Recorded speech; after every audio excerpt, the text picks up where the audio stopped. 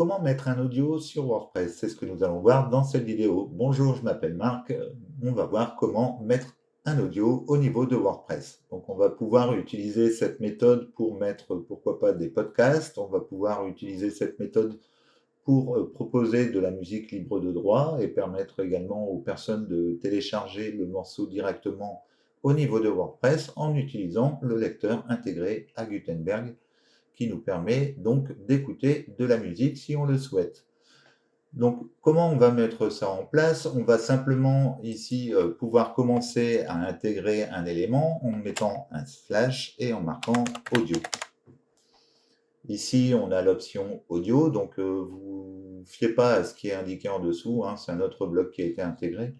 On peut ici intégrer donc l'audio, ici, et on a deux possibilités. Soit on va téléverser à partir d'un fichier de notre ordinateur, soit on va le téléverser à partir de la médiathèque, c'est-à-dire la bibliothèque de WordPress.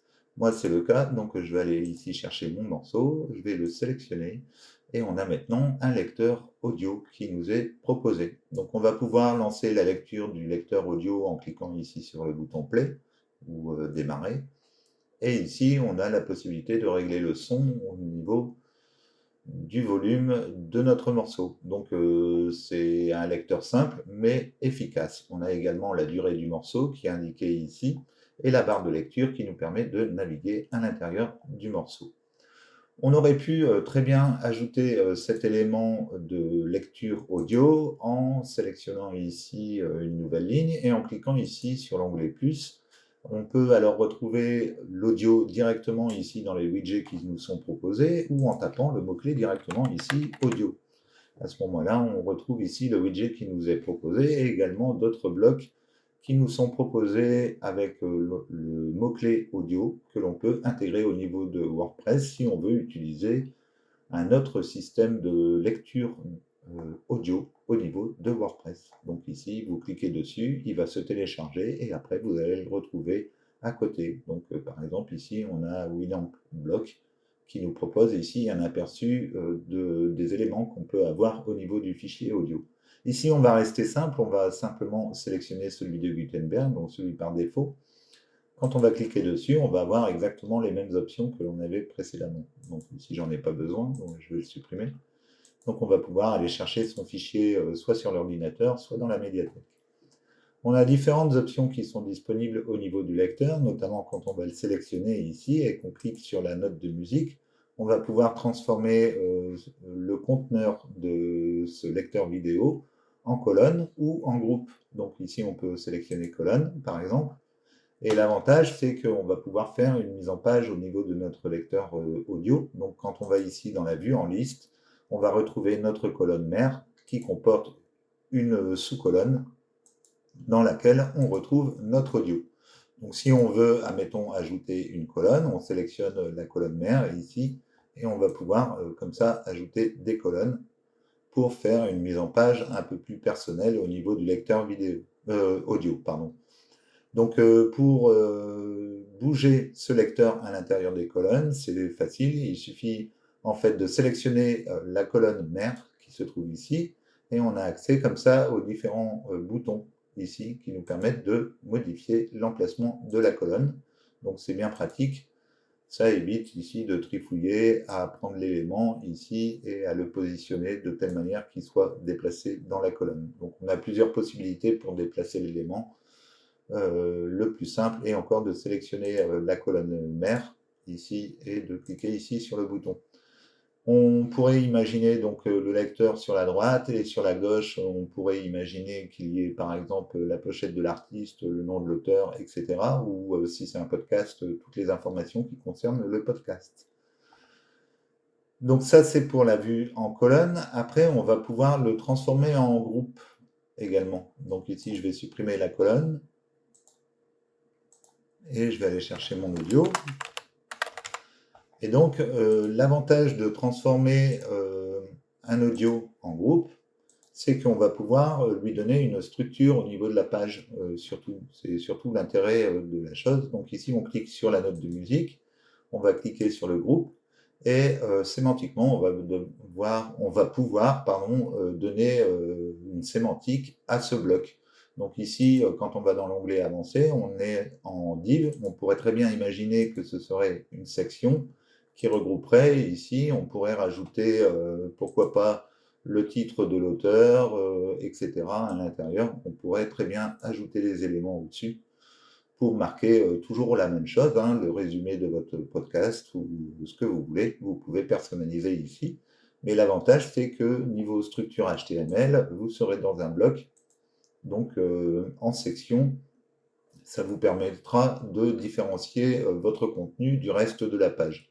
Donc une section est utilisée pour différencier les différents éléments qui sont dans une page. Si vous parlez de plusieurs choses dans une page, euh, vous l'indiquez en fait en les mettant dans des sections. Comme ça a une bonne sémantique au niveau du HTML et on sait que chaque section est un contenu différent, bien qu'il soit sur la même page. Donc voilà, alors après, on a différentes options au niveau de ce lecteur. Je vais déjà supprimer le paragraphe ici. Voilà, on a différentes options au niveau de ce lecteur. On a vu les colonnes, on a vu les groupes. On a maintenant la possibilité de faire différents réglages au niveau de notre lecteur. Donc pour ça, on sélectionne notre audio ici et on a la lecture automatique et répétée. Donc la lecture automatique, je vous déconseille de l'utiliser, que ce soit sur ordinateur ou sur tablette. C'est une mauvaise pratique d'expérience utilisateur d'avoir un audio ou une vidéo qui se lance. À la rigueur, une vidéo peut se lancer automatiquement, mais sans le son. On ne met jamais le son directement avec du volume au niveau d'un média. Donc ça, c'est simplement pour une question de, voilà, si vous êtes le soir tranquille dans votre bureau, vous n'avez pas envie d'entendre de la musique qui se déclenche quand vous allez sur un site. Quand vous êtes dans les transports en commun, c'est pareil, si vous êtes sur votre mobile, vous n'avez pas envie d'entendre de la musique qui se déclenche quand vous allez sur un site. Donc il faut laisser la personne décider quand elle veut lancer son morceau au niveau de votre site internet. Vous pouvez ici répéter le morceau, donc en fait ça fait une boucle infinie au niveau du morceau. Et on a ensuite le préchargement. Donc le préchargement, on va avoir différentes options au niveau du préchargement. On va avoir navigateur par défaut, automatique, métadonnées et aucun.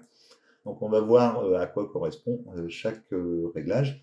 Le préchargement navigateur par défaut, ça signifie que selon le navigateur que vous allez utiliser, si vous utilisez Chrome, Mozilla, enfin ce que vous voulez, quoi, hein, comme navigateur, Explorer, peu importe, c'est le navigateur qui va sélectionner en fait les options qui sont en dessous. Donc il va sélectionner lui-même automatique, métadonnées et aucun, selon le navigateur que vous allez utiliser.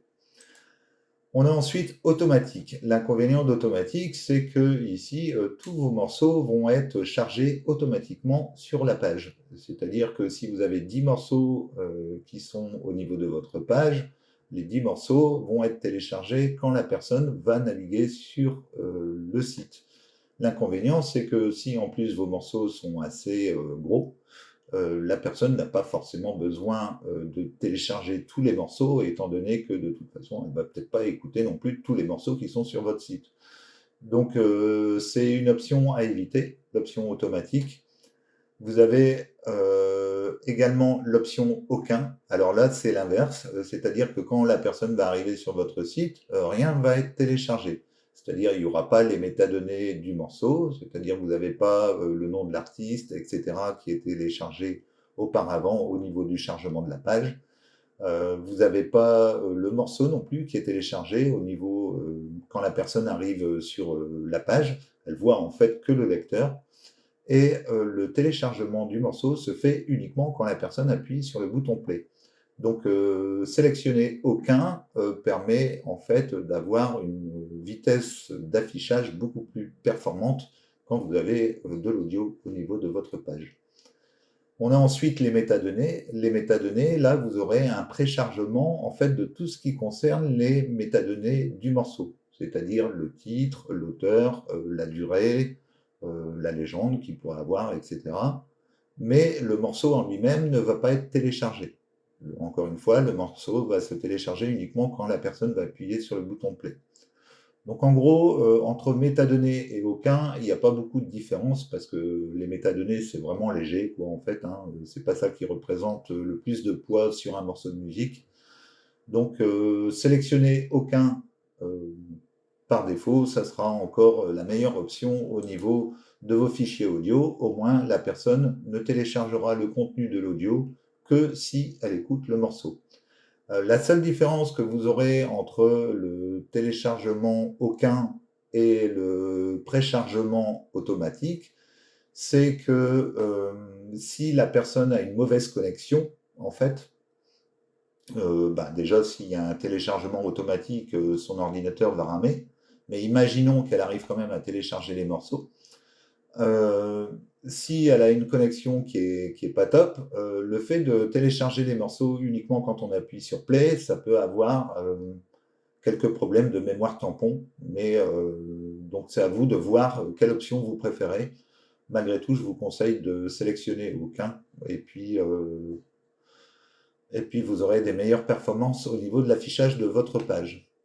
Autre chose que l'on a au niveau du bouton, quand on va sélectionner le bouton, qu'on clique ici sur la note de musique, on peut transformer ce fichier audio en fichier à télécharger. Donc quand on va cliquer ici, on va pouvoir marquer mon morceau audio. Et on a un bouton télécharger qui apparaît directement. Donc quand on va enregistrer le brouillon ici, qu'on va aller afficher l'aperçu ici, on va avoir directement le titre ici de ce qu'on a mis en commentaire et un bouton ici qui va nous permettre, quand on va cliquer dessus, de télécharger automatiquement le morceau. Donc voilà, on a vu un petit peu toutes les options qui étaient disponibles au niveau des fichiers audio. J'espère que ça vous aura éclairé sur le sujet. Je vous remercie d'avoir suivi cette vidéo. Si vous avez aimé, n'hésitez pas à liker, à commenter et à partager. N'hésitez pas non plus à cliquer sur le lien qui se trouve sous la vidéo pour télécharger le guide des essentiels de WordPress qui va vous permettre d'avoir les meilleures extensions WordPress et WooCommerce et également Chrome pour votre productivité et créer vos sites internet. Donc n'hésitez pas, c'est gratuit, c'est juste en dessous dans la vidéo. Et si vous avez des projets de site internet ou que vous avez des problèmes avec votre site internet, vous avez la possibilité de me contacter. C'est également sous la vidéo. En attendant, je vous remercie d'avoir suivi cette vidéo. Je vous souhaite un bon dimanche et je vous dis à bientôt pour une prochaine vidéo. Et ciao, ciao. Check the mic and make sure it sound right, boys.